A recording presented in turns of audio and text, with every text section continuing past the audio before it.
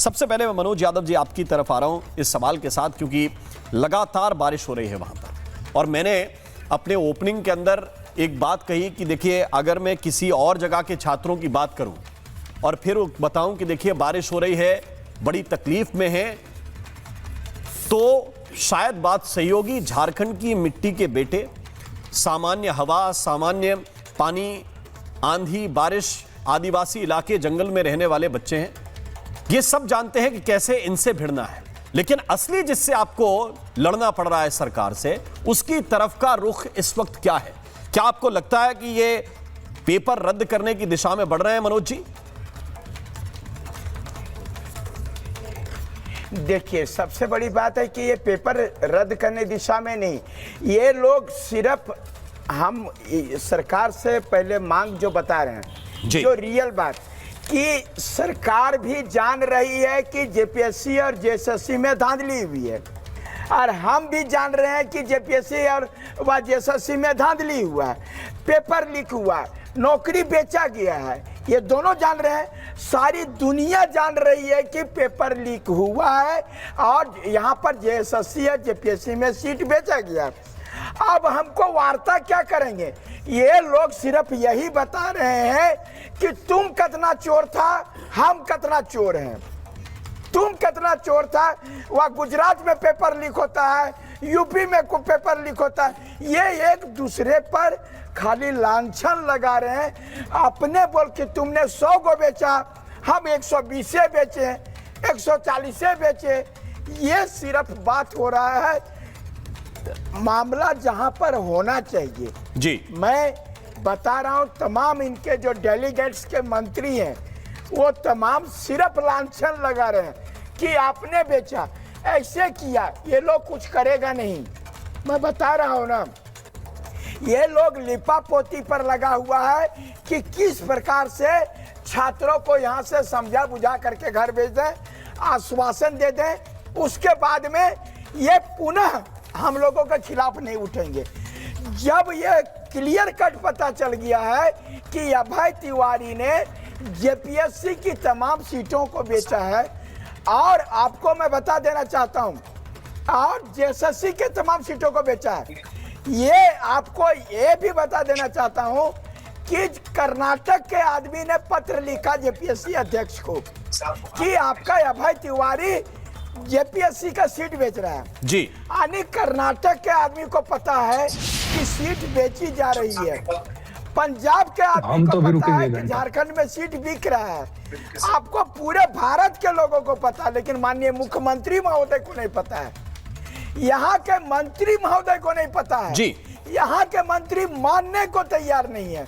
हम सरकार के खिलाफ नहीं है, हमको मुख्यमंत्री जी से कोई, हम ये इस्तीफा नहीं मांगने आए हैं, हम मुख्यमंत्री बनने नहीं आए हैं, हम मंत्री बनने नहीं आए हैं, हम नौकरी लेने आए हैं, हम नौकरी लेने, पढ़ने आए हैं, जो अधिकार है वो लेने आए हैं।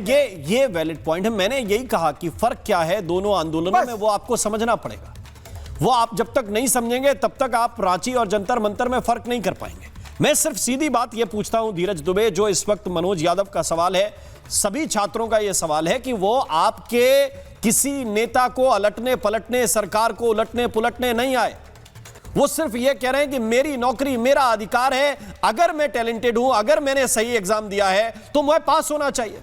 मेरी नौकरी किसी को करोड़ 2 करोड़ में आप लोग क्यों बेच रहे हैं? और अगर बेची गई तो छात्र यह मांग कर रहे हैं कि परीक्षा रद्द क्यों नहीं कर देते? प्रॉब्लम कहां है धीरज दुबे? इतना सीधा सरल आंदोलन कहीं पर और होता हुआ मैंने देखा नहीं जितना इस वक्त झारखंड में हो रहा है।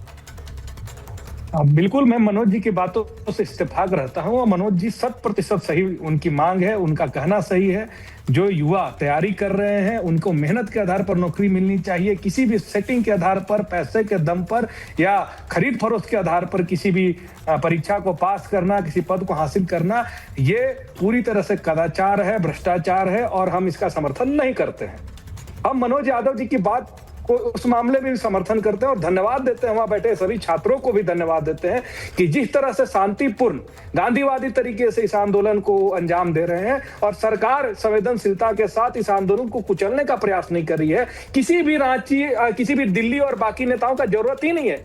सरकार पहले दिन से इन युवाओं से बातचीत करने के लिए तैयार है। कैबिनेट की मीटिंग के बाद 13 दिन से छात्र भीग रहे हैं पानी में, ये विजुअल आपके सामने अगर दिख रहा होगा। आप कह रहे हैं संवेदनशीलता के साथ कुचलने की कोशिश नहीं कर रहे, आप क्या लॉजिक दे रहे हैं भाई? संवेदनशीलता किसको कहते हैं?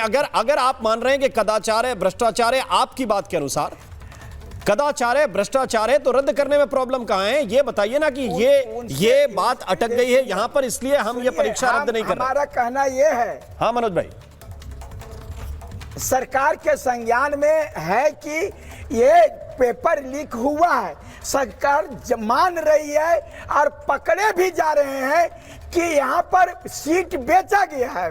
तो जब सीट बेचा गया, आपको भी पता है, हमको भी पता है, तो परीक्षा रद्द करिए। ये किस बात बताइए भाई दुबे जी, कौन रोक रहा है? देखिए, जेपीएससी पर सीआईडी की जांच चल रही है। पूर्वाग्रह से ग्रसित होकर सीधा कार्रवाई करना, कि जांच का इंतजार करना, ये जरूरी है। वो कॉन्स्टिट्यूशनल बॉडी है, जेपीएससी कॉन्स्टिट्यूशनल बॉडी है। अनुच्छेद 315 के साथ उसका गठन हुआ है। जांच का जो भी रिपोर्ट आएगा, हम ये कहां कर रहे हैं? हमने मुख्य परीक्षा रद्द कर दिया, हमने तो जबरदस्ती मुख्य परीक्षा कराने के लिए जेपीएससी को नहीं कर रहे हैं। फर्स्ट हम ये बोल रहे हैं कि जो उसका परीक्षा हुआ है उसको भी रद्द किया जाएगा। जेपीएससी 14वीं की पूरी परीक्षा रद्द कर दी जाएगी। जो उसके जिम्मेदार होंगे उसको बख्शा नहीं जाएगा। ये पॉइंट कहां आया? एक मिनट, ऋषभ तिवारी बीजेपी से, ऋषभ तिवारी इस वक्त बीजेपी से जुड़े हुए हैं। ऋषभ, क्या है? हाँ, सबसे पहले जोहार। जल, जंगल, जमीन की माटी का कर्ज चुकाना है और छात्रों की आवाज को बुलंद रूप से उठाना है। मैं भी एक झारखंडी हूं। ये बात कर रहे हैं कि रद्द कर दिया जाएगा। जंतर मंतर पे मंतर फूकने वाले आज रांची से छू मंतर हुए पड़े हैं और ये कहना स्पष्ट है। पहले शांति से सुन लीजिए, सच्चाई को दबाने आओगे दबेगा नहीं, सच्चाई को दबाने आओगे दबेगा नहीं। और जिम्मेदारी से कहता हूं, पूरे पिछले 10 सालों में झारखंड को लूटने का काम किया है, चाहे वहां की मिट्टी हो, चाहे जंगल हो, चाहे जमीन हो। अब छात्रों का भविष्य को लूटा है। सच्चाई सुनते बेचैनी आ गई, सच्चाई आ गई। गृह मंत्री के साथ गायब नहीं है, चुप्पी नहीं साध रहे हैं। मीटिंग की थी आप लोगों ने मुंबई में बसंत सोरेन के साथ? जवाब देना होगा, जवाब देना होगा। नूर सत्तू खाएंगे, हेमंत सोरेन को जगाएंगे। इन नीतियों, इन नारों के साथ वहां का युवा खड़ा है, इन नीतियों के साथ खड़ा है। लाठी नहीं बरसा रहे हैं। ऋषभ तिवारी जी, यहाँ पे जवाब नहीं। जब भारतीय जनता पार्टी के प्रदेश अध्यक्ष आदरणीय अदिल गांधी का देश है, बिरसा मुंडा की धरती है, और बिरसा मुंडा की धरती पर एक जन चेतना जागी है। उसके बाद संवेदनशीलता के साथ काम करे। यहाँ लाठीचार्ज नहीं होता, वाटर कैनन नहीं छोड़ा जाता है। शर्म आनी चाहिए भारतीय जनता पार्टी को। हेमंत है तो हिम्मत करके आए थे, हेमंत है तो हत्या है, हेमंत है तो भ्रष्टाचार है, हेमंत है तो जेपीएससी के सीट जो बोलना है। भारत जनता पार्टी, भारतीय भारत भ्रष्टाचारी पार्टी, भैया को सम्मान और युवाओं को बेरोजगारी। एक हाथ से दो, एक हाथ से लो। किन नीतियों पर चल रही है हेमंत सरकार? आपको जवाब हेमंत सरकार जिस नीति पर चल रही है उस नीति पर चलने के लिए भाजपा को 7 जन्म लेना पड़ेगा। 7वां जन्म के बाद 8वां जन्म नया पैदा करना पड़ेगा, तब जाके आप उनको कम्पीट कर पाइएगा।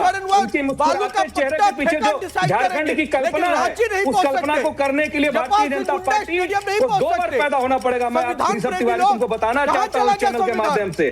तुम लोग संविधान युवाओं को पाकिस्तान से जोड़ते हो, उनको लाठी में कील लगा के मारते हो, वाटर कैनन पर बौछार किया जाता है, उन पर आपके सादे कपड़े में आपके कार्यकर्ता उनको लाठी से मारते हैं, आंसू गैस से गोले छोड़े जाते हैं, पैलेट गन से प्रहार किया जाता है। और बेसाई की तरह यहाँ बैठकर और तुम ये कहते हो कि रांची में जरूरत है। जिम्मेदारी मोदी जी ले, संसद से गायब है अमित शाह, उनको बुलाएं। संसद से गायब है अमित शाह, बुलाएं उनको। धीरज दुबे, धीरज दुबे,